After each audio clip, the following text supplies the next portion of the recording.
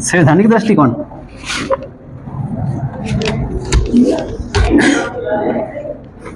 चलिए हम बात कर रहे थे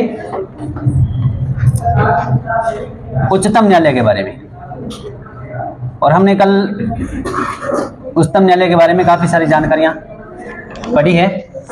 ऐसी सुप्रीम कोर्ट के नाम से हम बात करेंगे, है ना, थोड़ा सा ध्यान रखना।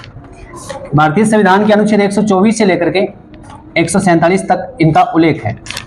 भाग कौन सा है? 5वां। उच्चतम न्यायालय आप सभी को मालूम है, थोड़ा समझना ताकि चीजों को थोड़ा ध्यान में रख पाओगे कि अच्छा सुप्रीम कोर्ट क्या करता है। एक तो आपको ये ध्यान रखना है, सुप्रीम कोर्ट जो है अपील का जो अंतिम न्यायालय जो है वो क्या है? सुप्रीम कोर्ट है। और 1935 का जो हमने न्यायालय पढ़ा था वो कौन सा था? संघीय न्यायालय, जो कि अपील का अंतिम न्यायालय नहीं था। अपील करने के लिए हमें कहाँ जाना पड़ता था? लंदन के प्रीवी काउंसिल में, ठीक है। और वैसे भी हम यदि बात करें तो सरकार के जो फैसले आते हैं ना, इनके जो फैसले आते हैं सरकार के खिलाफ ज्यादातर रहते ही हैं सुप्रीम कोर्ट के द्वारा यदि बात करें तो। इसका मतलब ये है कि ये जो शक्ति पृथक्करण का जो सिद्धांत है यदि उसकी हम बात करें तो वो कहीं ना कहीं दिखाई पड़ता है कि अच्छा विधायिका जो होती है कानून का निर्माण करती है, कार्यपालिका लागू करती है, लेकिन न्यायपालिका उसकी जांच करती है। यदि वास्तव में संवैधानिकता का यदि कोई उल्लंघन किया गया है संसद के द्वारा तो वो ठीक कौन करेगा? उच्चतम न्यायालय। वो यहाँ पे बैठा एक संरक्षक के रूप में ध्यान रखता है। क्या बात समझ पा रहे हो? मूल अधिकारों की बात करें तो भी कोई दिक्कत वाली बात नहीं, ठीक है। अब हम आज बात करेंगे कि अच्छा न्यायपालिका जो है, उच्चतम न्यायालय जो है, उसमें न्यायाधीशों की नियुक्ति कैसे होती है? कौन करता है नियुक्ति? हाँ, नियुक्ति मतलब कौन करेगा? राष्ट्रपति करेगा। राष्ट्रपति करेगा। ये तो नॉर्मल सी बात है, लेकिन कैसे होगी इसको लेकर के कुछ बातें हैं वो आपको पढ़नी है। बता सकते हो? पहला क्वेश्चन आपके सामने, उच्चतम न्यायालय के अन्य न्यायाधीश की नियुक्ति कैसे होती है? राष्ट्रपति क्या करेगा? हाँ, उच्चतम न्यायालय के न्यायाधीश व राज्यों का जो हाई कोर्ट है उनके न्यायाधीश और साथ साथ उच्चतम न्यायालय के मुख्य न्यायाधीश इनसे संपर्क कर सकता है, जिनसे वो जरूरी समझे संपर्क करेगा, मतलब परामर्श करेगा, उसके पश्चात नियुक्ति करेगा। लेकिन उच्चतम न्यायालय के मुख्य न्यायाधीश की नियुक्ति एक तो वरिष्ठता के आधार पे, वैसे संविधान तो मौन है इसको लेकर के यदि बात करें तो ये चीज आपको ध्यान में रखनी है, ठीक है। अच्छा, आज हम बात करेंगे कि अच्छा ये कंडीशन ये है, थोड़ा समझना कि लगभग 1950 से लेकर के हम 1993 तक की बात कर लेते हैं तो कंडीशन काफी खराब रही थी। ऐसा माना जाता है कि उच्चतम न्यायालय जो है, सुप्रीम कोर्ट जो है, उनके जितने भी न्यायाधीश हैं उनकी नियुक्ति कौन करता है? राष्ट्रपति करता है। और राष्ट्रपति यदि नियुक्ति करता है तो राष्ट्रपति किसकी सिफारिश पे काम करता है? मंत्री परिषद की। किसकी सिफारिश पे? वैसे मंत्री परिषद। तो हम ये कह सकते हैं ठीक कि अच्छा मंत्री परिषद की अनुशंसा के ऊपर न्यायाधीशों की नियुक्ति हुआ करती थी इससे पहले, जो कि सही है या गलत है? क्योंकि यदि अलग अलग जिन देशों की बात कर ले या भारत की भी बात कर लेते हैं तो ज्यादातर जो फैसले आते हैं वो हमेशा राज्य के खिलाफ ही आते हैं, मतलब सरकार के खिलाफ आते हैं डिसीजन। और अगर सुप्रीम कोर्ट सरकार के खिलाफ कोई डिसीजन दे रहा है और सुप्रीम कोर्ट में बैठा कोई व्यक्ति है, उसकी नियुक्ति मंत्री परिषद के आधार पर हो रही है, इसका मतलब तो आपको पता है मंत्री परिषद का ही व्यक्ति तो सुप्रीम कोर्ट के अंदर बैठा है। यदि वही व्यक्ति इस चीज की जांच करेगा तो वो इसके खिलाफ कैसे हो सकता है? इसका मतलब ये प्राकृतिक न्याय के बिल्कुल क्या है? खिलाफ है। क्या बात समझ पा रहे हो? ये चीज आपको ध्यान रखनी है। इसका मतलब 1950 से लेकर 1993 तक ये कंडीशन रही। तो फिर 1993 के बाद में क्या हुआ? यहां से एक कॉलेजियम प्रणाली आ गई। कौन सी? कॉलेजियम प्रणाली। ये कॉलेजियम प्रणाली क्या होती है? तो आपको ये ध्यान रखना है, कॉलेजियम प्रणाली का उल्लेख संविधान में कहीं नहीं है। और इसका जो सबसे पहले जो शब्द आया है वो 1993 का जो केस है उसी के तहत यह कॉलेजियम प्रणाली जो शब्द है, इसका मतलब होता है परामर्श देने का मतलब होता है कि एक कोई कॉलेजियम प्रणाली में कुछ न्यायाधीशों का एक आयोग कह सकते हैं, एक प्रकार से एक समिति हो सकती है जो कि वो क्या करती है? किसी भी न्यायाधीश की नियुक्ति करती है। जाओ सर, किसी भी न्यायाधीश की क्या करती है? नियुक्ति करती है। तो ये कॉलेजियम प्रणाली है। इसका मतलब ये अस्तित्व में कब आया? 1993 को आया। लेकिन इससे पहले आपको बहुत सारी चीजों के बारे में पढ़ना पड़ेगा। हम 1982 से शुरुआत करेंगे। आपको ये देखना है कि जैसे प्रथम न्यायिक निर्णयवाद, फिर दूसरा न्यायिक निर्णयवाद, फिर तीसरा न्यायिक निर्णयवाद और चौथा न्यायिक निर्णयवाद, कितने आ चुके हैं? 4 आ चुके हैं। सबसे पहले बात करें तो 1982, फिर 1993, फिर 1998 और लास्ट वाला 15। 16 अक्टूबर की बात कर लेते हैं, उसके बाद की कंडीशन है किस प्रकार की चीजें रहती है। तो ये न्यायिक निर्णयवाद आज हमें पढ़ना है कि प्रत्येक जो न्यायिक निर्णयवाद जो आया था तो सुप्रीम कोर्ट ने क्या क्या डिसीजन दिया था, किस किस प्रकार की बातें रही थी, बहुत बारीकी से समझना है, अच्छे से समझना है, ठीक है, क्योंकि बहुत काम की चीज है ये। तुम्हें पता रहना चाहिए कि अच्छा जिन जजों की नियुक्ति होती है वो किस प्रकार से की जाती है। यदि तुम्हें पता होगा तुम बता पाओगे कि ठीक है या गलत है, तुम खुद ही डिसाइड करोगे, अंत में आपसे पूछूंगा, ठीक। चलिए सबसे पहले, अच्छा लास्ट में आपने क्या लिखा थोड़ा सा बताना।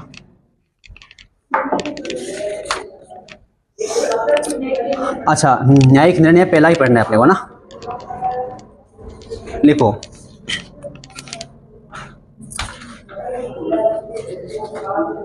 प्रथम न्यायिक निर्णयवाद,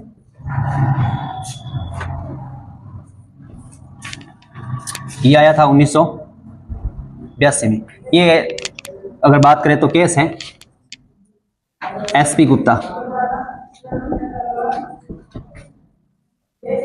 एसपी गुप्ता वर्सेस भारत संघवाद।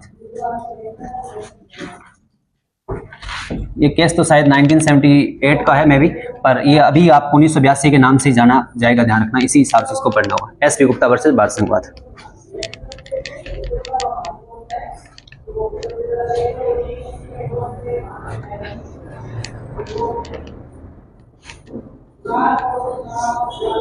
क्या कंडीशन थी इसके अंदर, थोड़ा सा समझना पहले तो।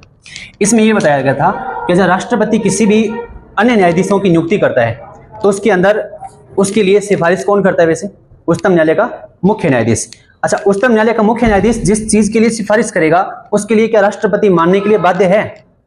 तो इसमें बोला गया एसपी गुप्ता वर्सेस भारत संघवाद के अंदर कि राष्ट्रपति उसके लिए बाध्य नहीं है। इसका मतलब परामर्श करना सहमति नहीं हो सकती कि मानना ही पड़ेगा, ये चीज है। पहली चीज तो आपको ये ध्यान रखनी। और एक और गड़बड़ हुई इसके अंदर कि भारतीय संविधान के अंदर एक कंडीशन है, अनुच्छेद हम आगे हाईकोर्ट जब पढ़ेंगे तो अनुच्छेद 222 पढ़ेंगे, 222 के अकॉर्डिंग लिखा हुआ है कि एक उच्च न्यायालय से किसी अन्य उच्च न्यायालय के अंदर किसी भी न्यायाधीश का ट्रांसफर करना है, अंतरण करना है, तो आपको क्या करना होगा, CJI मतलब चीफ जस्टिस ऑफ इंडिया से संपर्क करना होगा, उसके परामर्श से ही काम होता है। लेकिन 1982 की यदि बात करें तो उस काल में कुछ इस प्रकार की घटनाएं हुई कि अच्छा किसी मामला, मतलब कोई भी हाईकोर्ट है उसमें कोई मामला चल रहा है, मानो सरकार का मामला है, और लगे कि वास्तव में यहाँ पे उस सरकार के खिलाफ कोई मामला चल रहा है और उसके अंदर कोई सुनवाई करने वाला कोई भी जज है, तो उसकी नियुक्ति जो है वो ट्रांसफर हो सकता है अनुच्छेद 222 के अकॉर्डिंग, राष्ट्रपति कर सकता है इसका मतलब। लेकिन राष्ट्रपति कैसे कर रहा था, मुख्य न्यायाधीश से संपर्क भी नहीं कर रहा, मुख्य न्यायाधीश से पूछ भी नहीं रहा, डायरेक्ट ही वो किसी न्यायाधीश की मतलब न्यायाधीश को लेकर ट्रांसफर कर रहा है। इसका मतलब वो अपने तौर तरीकों से इन सब चीजों को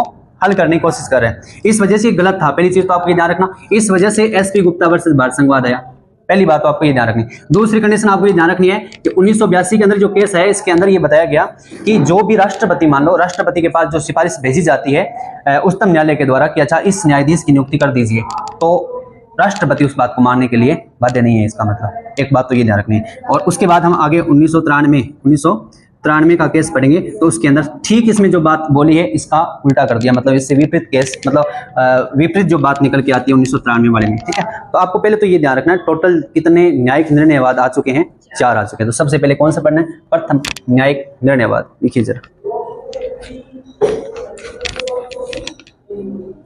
लिखो इसके अंदर, लिखो इसके अंतर्गत, इसके आगे लिखना, इसके अंतर्गत उच्चतम न्यायालय के द्वारा यह निर्णय दिया गया कि, पहले ये लिख रहे हो क्या, हाँ इसको लिखो पहले,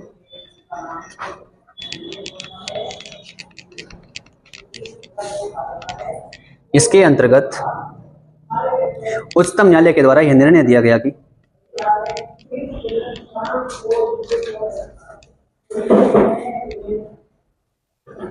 उच्चतम न्यायालय के द्वारा यह निर्णय दिया गया कि इसके अंतर्गत उच्चतम न्यायालय के द्वारा यह निर्णय दिया गया कि अन्य न्यायाधीशों की नियुक्ति में, अन्य न्यायाधीशों की नियुक्ति में, अन्य न्यायाधीशों की नियुक्ति में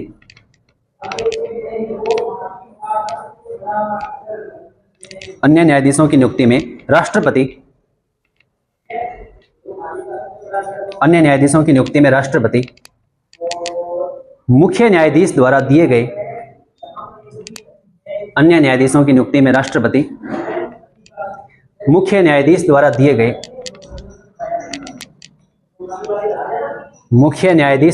गए परामर्श को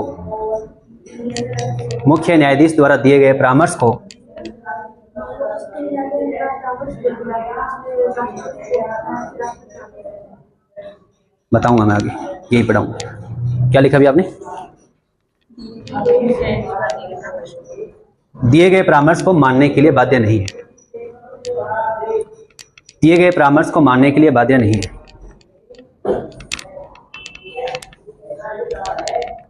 क्योंकि उच्चतम न्यायालय के अनुसार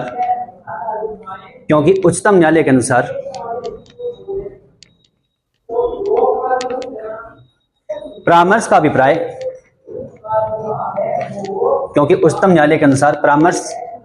अभिप्राय सहमति से नहीं है। परामर्श का अभिप्राय सहमति से नहीं है। अब क्वेश्चन करना बच्चा, क्या कह रहे थे?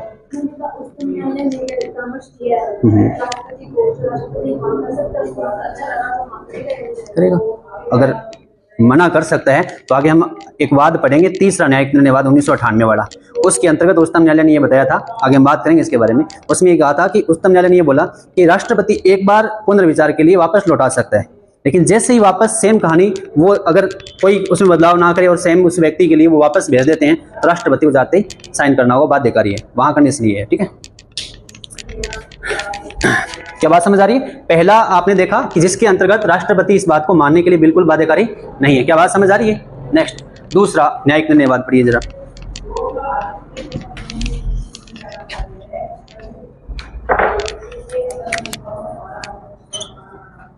दूसरा न्यायिक निर्णयवाद।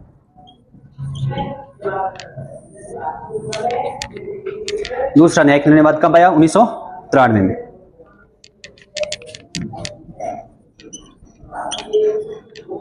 अच्छा, ये वाद किस नाम से जाना जाता है, ये इंपॉर्टेंट बात है, ठीक है। Supreme Court advocate on record association. क्या है मामला, थोड़ा समझना।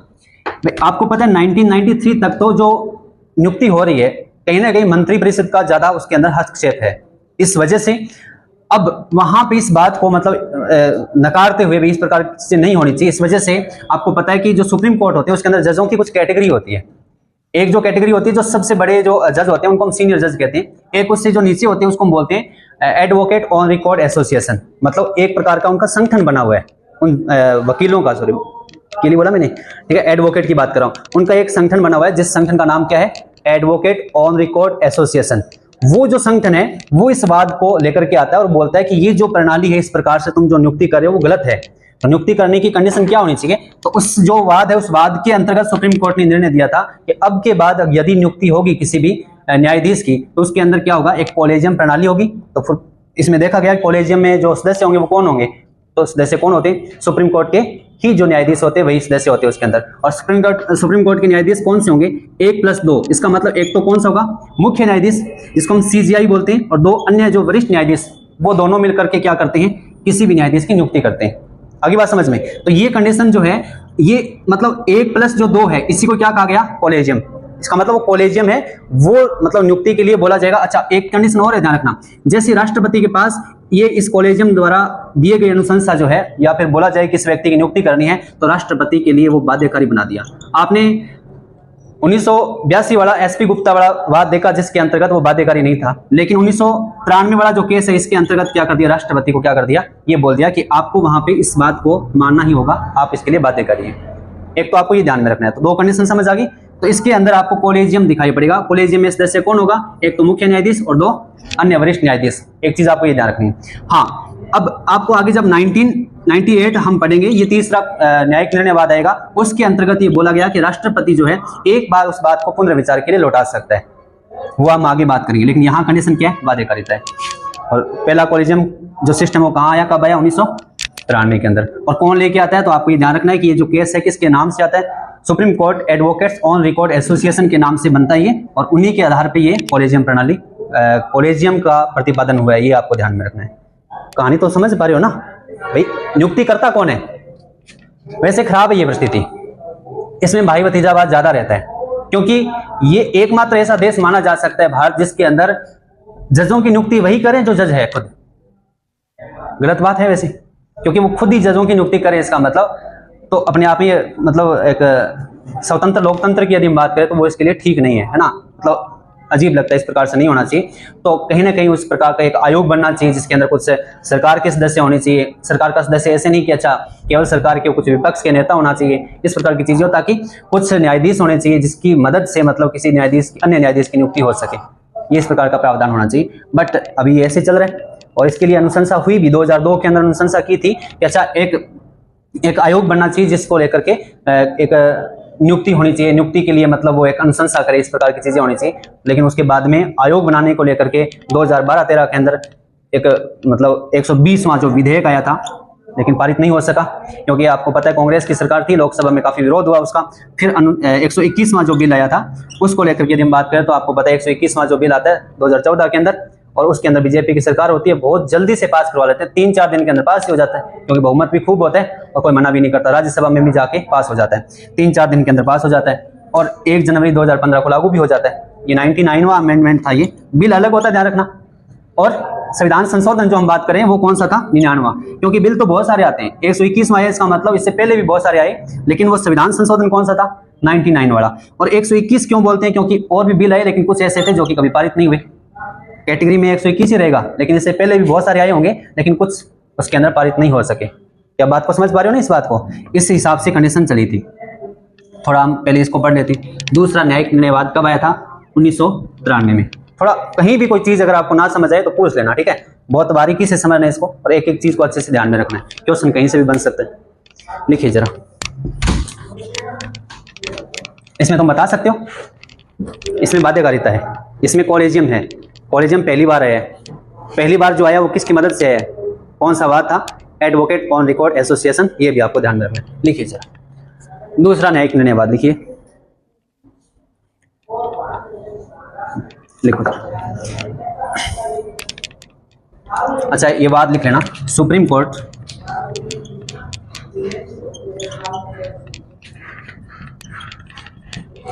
Advocate on record association versus Bharat संघवाद, वर्सेस भारत संघवाद।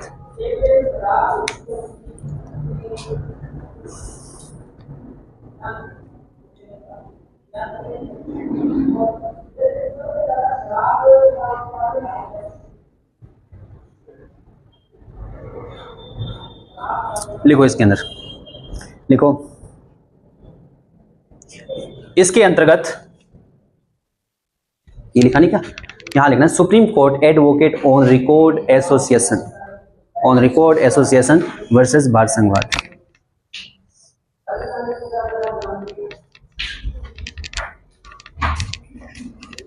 लिखो इसके अंतर्गत उच्चतम न्यायालय के द्वारा, लिखिए जरा, इसके अंतर्गत उच्चतम न्यायालय के द्वारा, इसके अंतर्गत उच्चतम न्यायालय के द्वारा अपने पूर्व में दिए गए निर्णय को परिवर्तित कर दिया गया, अपने पूर्व में दिए गए निर्णय को, अपने पूर्व में दिए गए निर्णय को परिवर्तित कर दिया गया,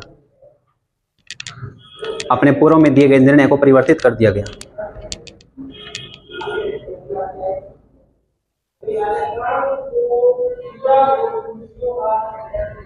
तथा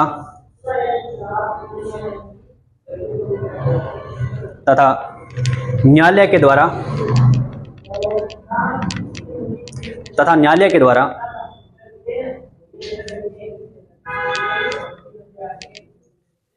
तथा न्यायालय के द्वारा न्यायाधीशों की नियुक्ति को लेकर, न्यायाधीशों की नियुक्ति को लेकर, न्यायाधीशों की नियुक्ति को लेकर सलाह प्रदान करने के लिए, न्यायाधीशों की नियुक्ति को लेकर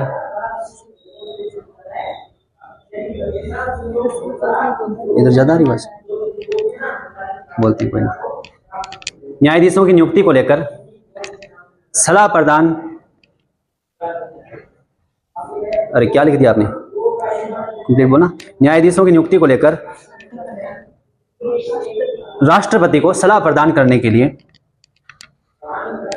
राष्ट्रपति को सलाह प्रदान करने के लिए, नियुक्ति को लेकर राष्ट्रपति को सलाह प्रदान करने के लिए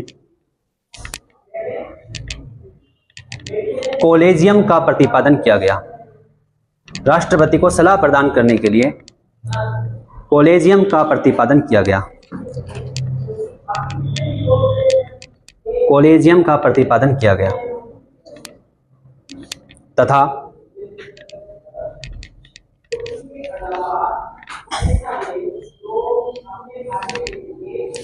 जिसमें एक मुख्य न्यायाधीश, कॉलेजियम का प्रतिपादन किया गया तथा जिसमें मुख्य न्यायाधीश व दो वरिष्ठतम न्यायाधीश, जिसमें मुख्य न्यायाधीश व दो वरिष्ठतम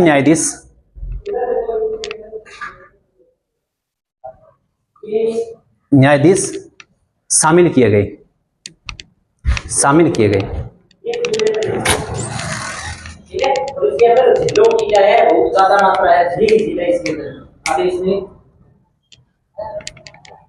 वॉल्यूम, हाँ,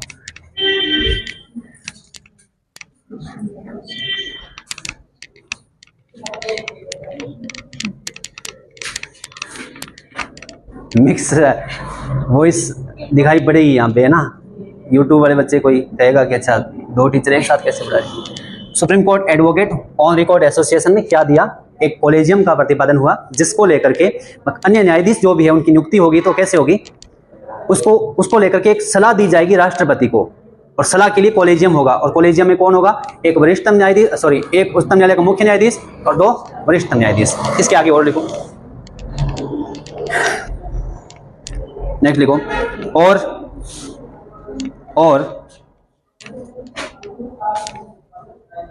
कॉलेजियम द्वारा प्रदान किया गया परामर्श, और कॉलेजियम द्वारा प्रदान किया गया परामर्श, कॉलेजियम द्वारा प्रदान किया गया परामर्श राष्ट्रपति के लिए बाध्यकारी होगा। कॉलेजियम द्वारा प्रदान किया गया परामर्श राष्ट्रपति के लिए बाध्यकारी होगा, राष्ट्रपति के लिए बाध्यकारी होगा।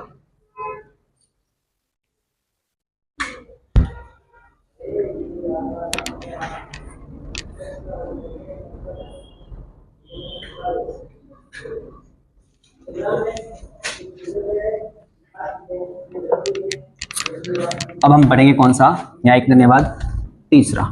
और तीसरा कब आया,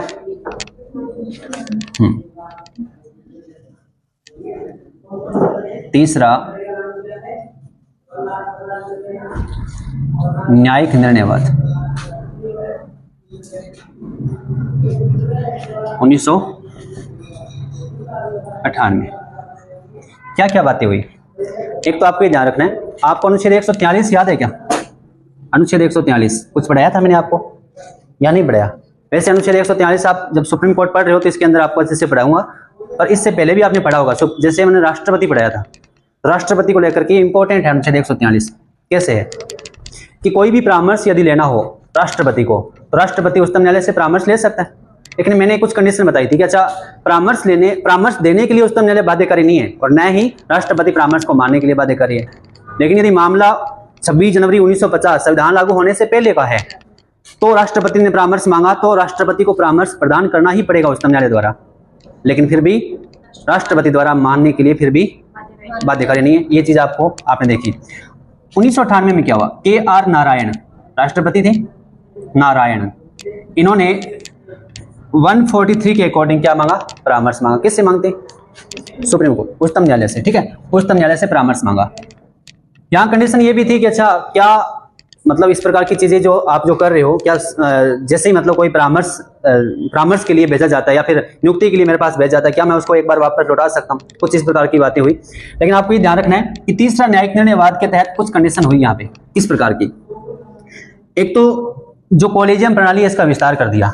विस्तार कैसे किया, एक तो इसमें मुख्य न्यायाधीश था और 4 क्या हो गए, अन्य वरिष्ठतम न्यायाधीश हो गए। इससे क्या बन गया, ये कॉलेजियम बन गया। और कंडीशन क्या थी कि जब भी इसके अंदर जो 2 अन्य न्यायाधीश है, यदि वो किसी भी न्यायाधीश की नियुक्ति को लेकर के विरोध करते हैं तो इसका मतलब उस व्यक्ति की नियुक्ति वहां पे नहीं हो पाएगी। एक चीज आपको ये ध्यान रखनी है। तीसरी कंडीशन इसके अंदर सबसे इंपॉर्टेंट है, मानी जाती है, आपको ध्यान में रखना है। आपके शायद नोट्स में लिखा हुआ नहीं, आप थोड़ा सा ऐड कर लेना उसको, कि इस कंडीशन में ये भी लिखा गया कि सुप्रीम कोर्ट द्वारा या फिर इस कॉलेजियम द्वारा जब कभी भी कोई भी परामर्श जब भेजा जाएगा किसी भी नियुक्ति को लेकर के, तो राष्ट्रपति एक बार क्या करेगा उसको, मतलब नियुक्ति को लेकर के जब कभी भी वो कॉलेजियम द्वारा किसी भी न्यायाधीश की नियुक्ति को लेकर के बात कहेंगे तो इसका मतलब राष्ट्रपति एक बार उसको क्या करेंगे, वापस लौटा सकते हैं। ये चीज आपको ध्यान में रखनी है। वापस लौटाने वाली बात कब हुई, 1998 में। इसको याद रखना इंपॉर्टेंट है, क्योंकि 2015 में जो पूरी तरह से एकदम सिरे से खारिज करने वाला 99 वो अमेंडमेंट एक्ट जो हुआ था, उसको खारिज करने के पीछे क्या कहानी थी, अच्छे से समझेंगे इसको ना। तो आपको ये ध्यान रखना है इसके अंदर कि वापस लौटाने का काम हुआ था इसके अंदर, एक बार वापस लौटा सकता है। समझ पा रहे हो क्या बात? 1982 में मानने के लिए बाध्यकारी नहीं था, 1993 में बाध्यकारी था, 1998 में बाध्यकारी तो है, लेकिन वापस लौटाने के बाद जब दोबारा भेजा जाएगा तब बाध्यकारी है। एक बार तो लौटा ही सकता है वापस, ठीक है, ये ध्यान रखना। लिखिए जरा, ये भी वही है। केस कौन लेके आ रहा है इसको, किस नाम से जाना जाता है? वही संगठन semi, supreme Court advocate on record association, वही ध्यान रखना है। वही संगठन बार बार इसको लेके आ रहा है, ये ध्यान रखना है, ठीक है। इसी के अंतर्गत वो निर्णय दिया जाएगा। लिखिए जरा, वाद भी लिख लेना साथ में, वही वाद लिख लो। Supreme Court advocate on record association versus Bharat संघवाद, ये लिख लेना साथ में। अब इसके आगे लिखो,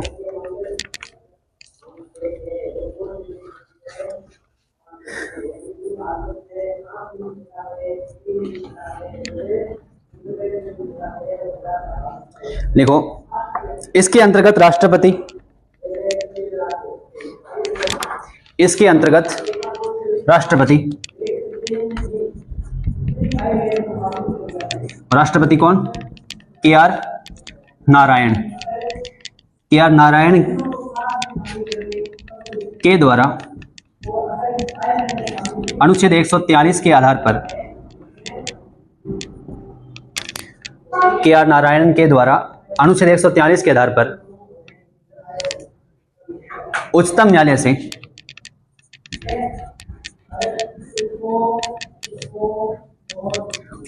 से परामर्श मांगा। पहली चीज तो आपको ये ध्यान रखनी, इंपॉर्टेंट बात है। उच्चतम न्यायालय से परामर्श मांगा।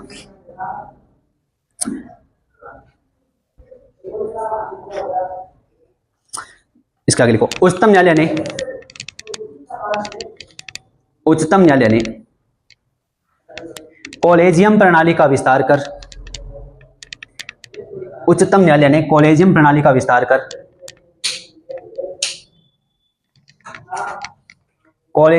विस्तार कर एक मुख्य न्यायाधीश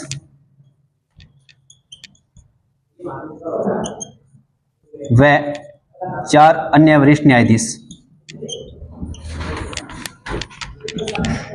एक मुख्य न्यायाधीश व 4 अन्य वरिष्ठ न्यायाधीश को शामिल किया। कॉलेजियम प्रणाली का विस्तार कर एक मुख्य न्यायाधीश, कॉलेजियम प्रणाली का विस्तार कर एक मुख्य न्यायाधीश व 4 अन्य वरिष्ठ न्यायाधीश को शामिल किया।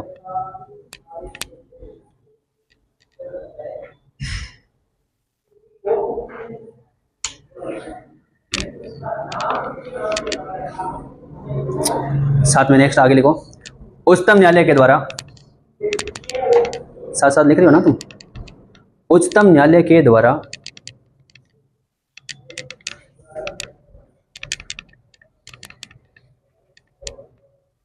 यह निर्णय दिया गया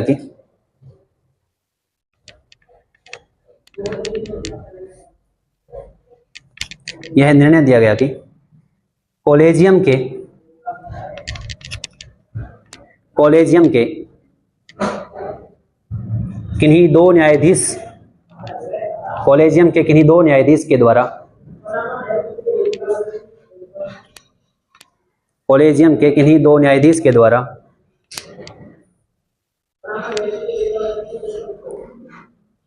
किन्हीं दो न्यायाधीश के द्वारा किसी न्यायाधीश की नियुक्ति का विरोध किया जाता है, किसी न्यायाधीश की नियुक्ति का विरोध किया जाता है,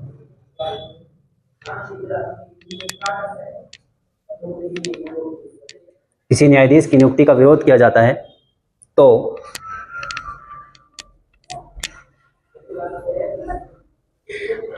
उसकी अनुशंसा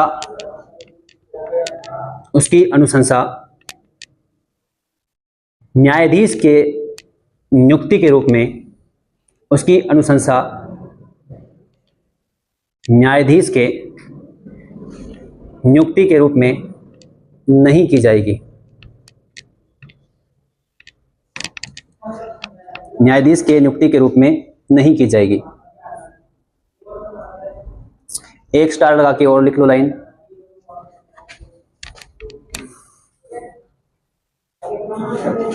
लिखो, स्टार लगा के लिखो। राष्ट्रपति लिख लो, जिसके पास नोट्स है वो लिख लो, है ना। राष्ट्रपति कॉलेजियम की सिफारिश को, इतनी जगह तो बची हुई है इसके अंदर। राष्ट्रपति कॉलेजियम की सिफारिश को, राष्ट्रपति कॉलेजियम की सिफारिश को एक बार, राष्ट्रपति कॉलेजियम की सिफारिश को एक बार वापस लौटा सकता है।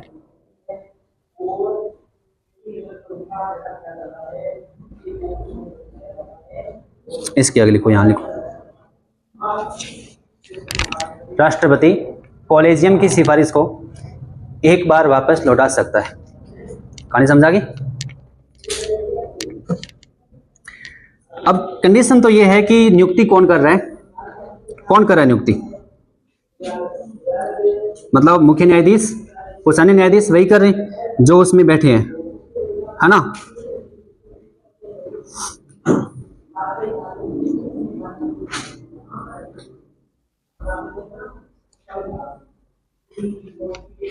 अब क्या होगा, अब इस प्रकार की बातें हुई कि कहीं ना कहीं जो न्यायाधीश है उनकी नियुक्ति को लेकर के सवाल उठना स्टार्ट हो गया, क्योंकि कॉलेजियम के द्वारा नियुक्ति हो रही है और नियुक्ति करने वाले कौन है, सारे जज ही है। इसका मतलब ये अपने आप में काफी गड़बड़ है ना। इसमें भाई भतीजावाद ज्यादा रहता है, समझते हो, नेपोटिज्म जिसको हम कहते हैं, तो वो ज्यादा रहेगा, किसी का फेवर होगा, किसी को नियुक्त किया जाएगा, इस प्रकार की चीजें दिखाई पड़ेगी हमेशा ना।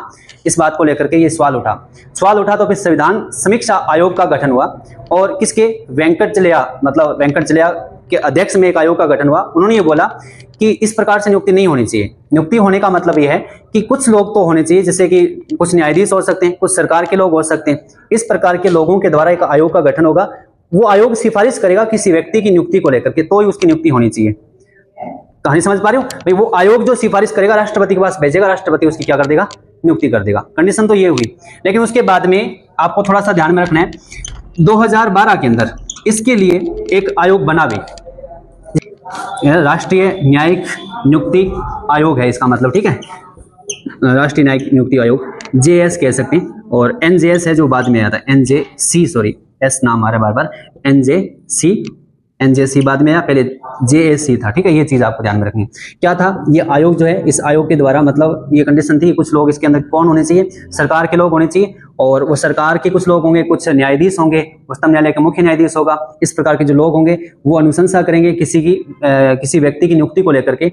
ये इस प्रकार की बातें हुई। लेकिन आपको पता है कि 2012-2013 के अंदर, हम यदि 2013 की बात करें तो इसके अंदर ये मामला जब मतलब इसको लेकर के जब बिल गया कहाँ पे, लोकसभा के अंदर, तो लोकसभा के अंदर काफी विरोध हुआ, पारित नहीं हुआ, और उसके बाद में आपको पता है कि लोकसभा का यहाँ पे लोकसभा बर्खास्त हो जाती है, और उसके बाद में नई लोकसभा का गठन होता है। और आपको पता है कि लोकसभा जैसे ही अस्तित्व में नहीं रहती, और ये यदि उसके अंदर कोई बिल पड़ा है, अभी पेंडिंग है, तो क्या बिल माना जाएगा या समाप्त हो जाएगा? आपने पढ़ा है अच्छे से, संसद में पढ़ा था। यदि कोई लोकसभा है, लोकसभा के अंदर कोई बिल लेके आई, अभी पारित नहीं हुआ, और इधर लोकसभा क्या होगी, समाप्त होगी, और उसी के आधार पर क्या होगा, बिल भी समाप्त हो जाएगा। एक कंडीशन और भी है, यदि लोकसभा ने पास कर दिया और वो राज्यसभा में चला गया, और अब लोकसभा का भी गठन हो गया, तो भी क्या होगा, समाप्त माना जाएगा। बात समझ आ रही है? इस कंडीशन में आपको ये ध्यान रखना है। तो वो समाप्त हो गया, लेकिन फिर जैसे ही बीजेपी की सरकार आती है 2014 की बात करें, 2014 की, है ना, 2014 के दौरान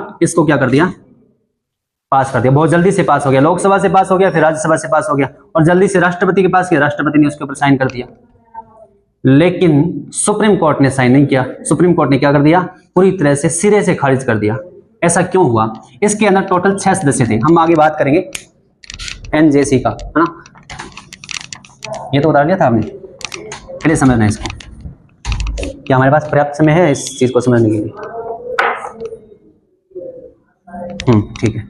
एनजेसी, ये लास्ट वाला हम बात करेंगे। ये जो कौन सा आएगा, चौथा न्यायिक निर्णय बाद आएगा।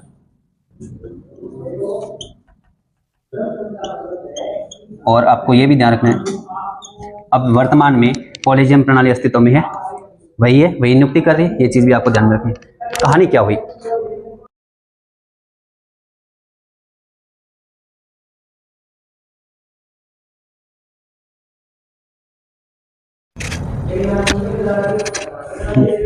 एक आयोग का गठन, अभी बंद हुआ है, एक आयोग का गठन हुआ और आयोग में टोटल सदस्य कितने थे? 6 सदस्य थे। कौन कौन थे? तो ध्यान रखना, एक तो मुख्य न्यायाधीश थे, 6 सदस्य थे, ध्यान रखना, ठीक है।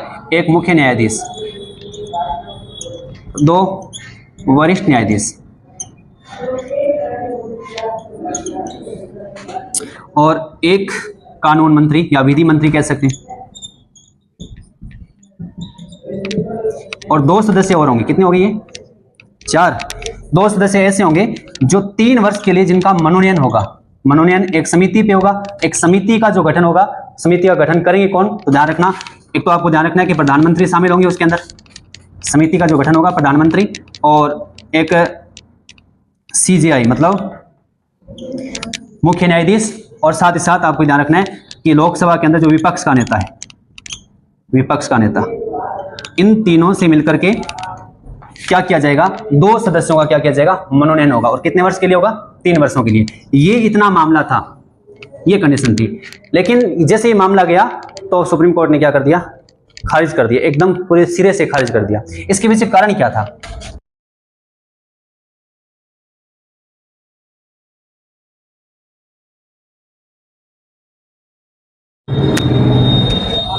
सपोज करो ए नाम का कोई व्यक्ति है जिसकी नियुक्ति करनी है, ए नाम का व्यक्ति है जिसकी नियुक्ति होनी है, और इस नियुक्ति को लेकर के इन सभी लोगों ने बोल दिया किसको? राष्ट्रपति को।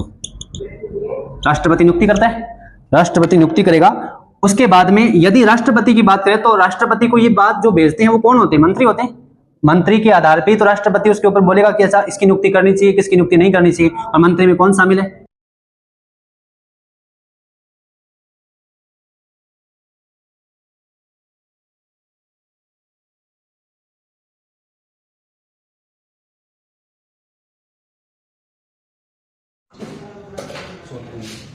कंडीशन ये है कि राष्ट्रपति ने यदि मना कर दिया तो क्या होगा? एक बार वापस चला जाएगा।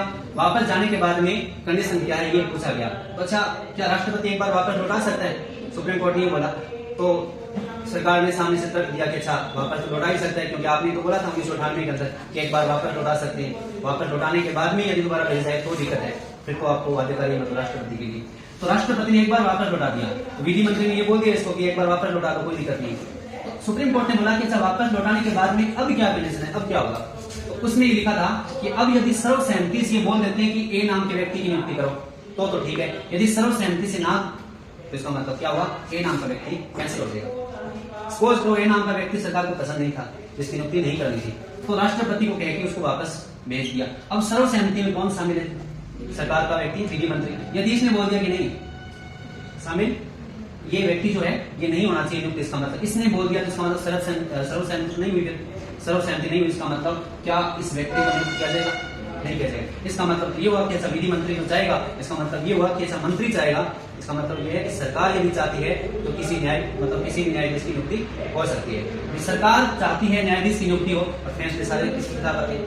सरकार के खिलाफ आते हैं। तो सरकार का व्यक्ति ही उनके फैसलों को सुनेगा, तो फिर क्या ये प्राकृतिक न्याय के खिलाफ है या नहीं है? इस वजह से सुप्रीम कोर्ट ने ये बोला कि पूरा का पूरा क्या है, पूरा का पूरा आपका ये जो बना बनाया जो आयोग है वही ठीक नहीं है इसका। तो 99वां अमेंडमेंट जो है वो पूरी तरह से खारिज कर दिया। अच्छा, इसको लेकर के सुप्रीम कोर्ट के अंदर आपको पता है सरकार का एक वकील होता है, इसको क्या बोलते हैं, इस महान्यायवादी महाधिवक्ता, ऐसा सुना होगा आपने।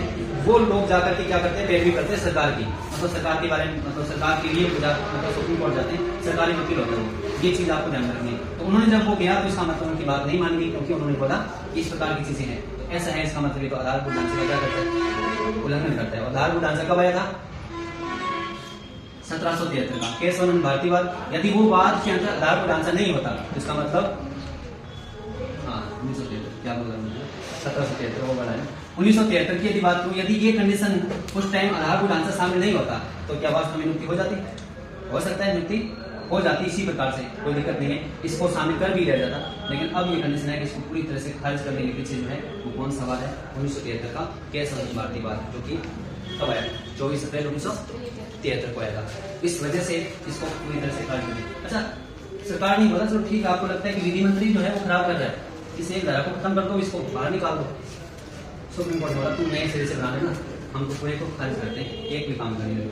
और उसके बाद में एकमात्र 99वां अमेंडमेंट एक्ट था जिसको पूरे सिरे से खारिज किया गया, ये एकमात्र है। पहले ऐसा होता था, कोई चीज पसंद नहीं आई, कोई ठीक नहीं लगी, किसी एक धारा को खत्म कर दिया, किसी दूसरी कर दिया, इस प्रकार से पूरे के पूरे संविधान संशोधन जो हुआ उसके पूरे को खारिज कर दिया।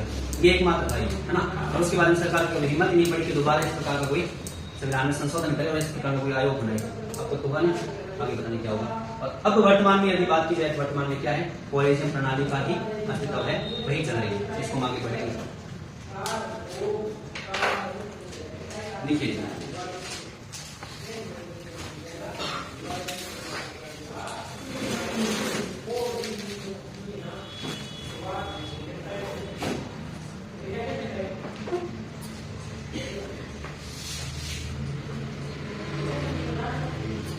ये बात देखने के लिए, वैसे अगर आपको पता हो तो इसमें अपने आप में ये समझ है आपकी, जब कॉलेजियम प्रणाली के अंदर क्या होता है, भाई भतीजावाद, तो इसके अंदर अवसरवादिता, इस प्रकार की चीजें दिखाई पड़ती है, जिसको लेकर हम ये कह सकते हैं कहीं ना कहीं कुछ परिवार के अंदर जिस तरह से उनका काफी फेवर होता है, मान सकते हैं, क्योंकि नियुक्ति करते कौन है, वही लोग करते हैं जो वास्तव में वहां बैठे हैं। ठीक है, देखो अब आगे कौन सा संविधान संशोधन पढ़ने वाले, कौन सा पढ़ेंगे, 99वां संविधान संशोधन, जिसको पूरी तरह से खारिज कर दिया। अभी बात तो समझ आ गई तुम्हें क्या? ठीक है, ये चौथा न्यायिक निर्णयवाद पढ़ेंगे, जो कि इससे 99वां संविधान संशोधन किया था, यही चौथा न्यायिक निर्णयवाद था। टोटल कितने आ गई, 4। पहला कब आया, 1982। एक बार रिपीट कर देते हैं ना, 1982 के अंदर क्या हुआ था, हाँ, राष्ट्रपति उस सलाह को मानने के लिए बाध्यकारी नहीं है, इसका मतलब ये बोला गया। एक कंडीशन ये भी थी कि अच्छा थोड़ा सा ध्यान रखना वैसे कि अच्छा एक उच्च न्यायालय का जो न्यायाधीश है किसी अन्य उच्च न्यायालय के अंदर जिसका मतलब अंतरण करना हो या फिर स्थानांतरण करना, ट्रांसफर करना हो, तो उस कंडीशन में क्या होता है कि राष्ट्रपति जो है संपर्क करता है, परामर्श करता है किससे, उच्चतम न्यायालय के मुख्य न्यायाधीश से। लेकिन वहां पर उल्लंघन किया गया, काफी सारी चीजें ऐसी हुई, तो ये एसपी गुप्ता वाद आप थोड़ा सा ध्यान रखना। उसके बाद में दूसरा कब आया, 1993। यदि तुमसे पूछ रहा है कि कॉलेजियम प्रणाली या कॉलेजियम शब्द भी कोई है क्या संविधान में, तो संविधान में कहीं भी उल्लेख नहीं है। और इसका पहली बार जो शब्द जो प्रयोग हुआ वो कब हुआ, 1993 के अंदर। और कॉलेजियम में क्या है, कुछ न्यायाधीश है जो कि नियुक्ति करते हैं किसी भी न्यायाधीश की, और वो क्या कहाँ भेजते हैं, राष्ट्रपति के पास। राष्ट्रपति उस बात को मानने के लिए बाध्यकारी का बताया 1993 में, याद रख पाओगे। अच्छा, कॉलेजियम प्रणाली में कितने सदस्य थे, टोटल 2 सदस्य थे, 2 तो मतलब वरिष्ठ न्यायाधीश थे, 1 मुख्य न्यायाधीश था, ये कंडीशन। फिर आपको ये भी ध्यान रखना है कि ये जो वाद था पहला 1993 वाला, किस नाम से जाना जाता है, एडवोकेट ऑन रिकॉर्ड एसोसिएशन। ये आपको ध्यान रखना है, एक संगठन है सुप्रीम कोर्ट के अंदर जो कि जो वकील है उनका संगठन हुआ है। उसके बाद में 1998 में क्या हुआ, इसका और विस्तार किया, मतलब 4 न्यायाधीश हो गए वरिष्ठ और 1 मुख्य न्यायाधीश हो गए। और अब ये भी बता दिया कि अगर 2 न्यायाधीश अगर मना कर देते हैं तो उस व्यक्ति की नियुक्ति फिर नहीं होगी। एक तो ये चीज। एक कंडीशन ये भी थी कि अच्छा राष्ट्रपति जो है, राष्ट्रपति एक बार उसको पुनर्विचार के लिए वापस लौटा सकता है। तो उसके बाद में कुछ कहानी ऐसी हुई कि अच्छा कॉलेजियम जो है वास्तव में ठीक नहीं है, तो इसके लिए कोई आयोग अलग से बनना चाहिए जो कि इसकी नियुक्ति करे। तो वेंकट चलैया जो है उसकी यदि बात करें, उनकी हम बात करें, तो 2002 के अंदर उन्होंने बोला था कि आयोग का निर्माण हो। लेकिन उसके बाद में 2013 के अंदर कांग्रेस सरकार की यदि बात करें, मनमोहन सिंह सरकार की बात करें, तो उन्होंने प्रयास किया लेकिन पास नहीं हो पाया, लोकसभा में ही वो खत्म हो गया। उसके बाद में प्रयास हुआ किसके द्वारा, बीजेपी ने। कौन सा संशोधन किया, 99वां संशोधन। कब हुआ, 2015 में, माना जाएगा ये 2015 में। ठीक है, 16 अक्टूबर को इसको पूरी तरह से खारिज कर दिया। कब किया, 16 अक्टूबर को। आप ये जानते हैं सुप्रीम कोर्ट ने पूरी तरह से खारिज कर दिया। खारिज करने के पीछे कारण क्या था, आपको पता है कि विधि मंत्री इसमें शामिल है। इसमें टोटल सदस्य कितने थे, जो आयोग था, इसमें टोटल सदस्य 6 थे। एक तो मुख्य न्यायाधीश, 2 अन्य न्यायाधीश, 1 विधि मंत्री और 2 ऐसे सदस्य होंगे जिनकी एक समिति की सिफारिश पे 3 वर्ष के लिए मनोनयन होगा और उस समिति में टोटल जो सदस्य होंगे वो कितने होंगे? 3 होंगे। कौन कौन? प्रधानमंत्री, सीबीआई और साथ साथ विपक्ष का नेता। लेकिन वो पूरी तरह से ये चीजें खारिज करने की बात आपने देखी, वरिष्ठ न्याय सॉरी विधि मंत्री जो है ये सर्वसहमति से ये इसका मतलब फैसला आने वाला था, इस वजह से ये पूरी तरह से आधारभूत ढांचे का क्या करता है? उल्लंघन करता है। आधारभूत ढांचा नए बच्चे ध्यान रखना क्या होता है? 1973 का केस भारतीयवाद आया था जिसमें ये बोला गया था कि संविधान में आप उस भाग के साथ कोई छेड़खानी नहीं कर सकते जो आधारभूत ढांचे का उल्लंघन करता हो। इसका मतलब संविधान की जो आत्मा है उस आत्मा के साथ तुम खिलवाड़ नहीं कर सकते। पूरा संविधान बदल सकते हो लेकिन अंदर की जो आत्मा है उसको कैसे बदल सकते हो? यदि आत्मा नहीं रहेगी तो फिर मेरे शरीर का क्या मतलब? संविधान के अंदर संविधान का जो मूल ढांचा है वही नहीं रहेगा, संविधान का क्या मतलब? ये बात समझा रही ना? ये चीज आपको